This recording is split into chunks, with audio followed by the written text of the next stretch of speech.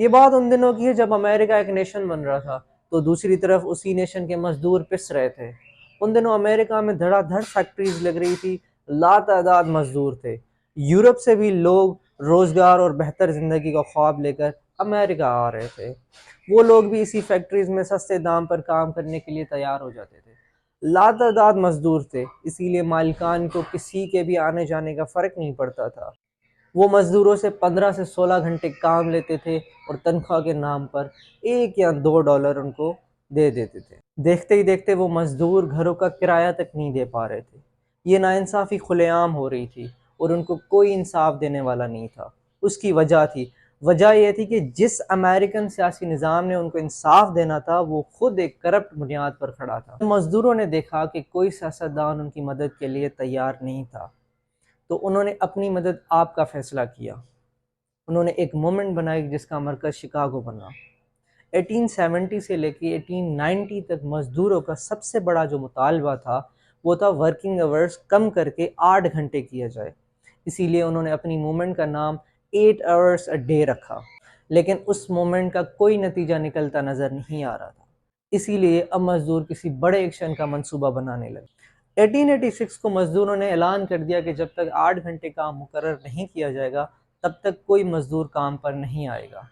1 مئی 1886 کو 35,000 کے قریب مزدور ہڑتال پر چلے گئے۔ یہ سب فیکٹری مالکان نے 2 دن تک صبر سے برداشت کیا، لیکن تیسرے دن انہوں نے سارے ہڑتالی مزدوروں کو نکال دیا اور نئے بھرتی کر دیے۔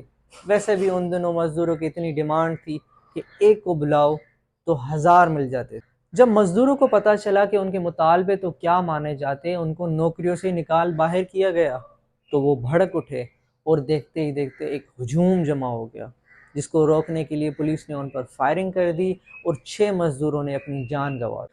4 مئی کو مزدوروں کا ہجوم دوبارہ جمع ہوا، وہاں پر پولیس بھی موجود تھی۔ جب 200 کے قریب پولیس اہلکار ہجوم کی طرف بڑھے تو شاید یہی وہ موقع تھا جس کا کچھ لوگوں کو انتظار تھا۔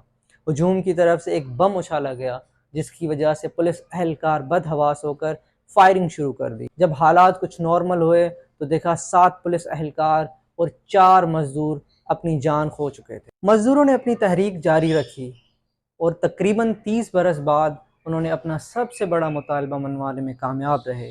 1916 کو امریکن گورنمنٹ نے ایڈمسن ایکٹ پاس کیا جس کے تحت ریلوے ورکرز کا 8 گھنٹے کام کرنا مقرر کر دیا گیا۔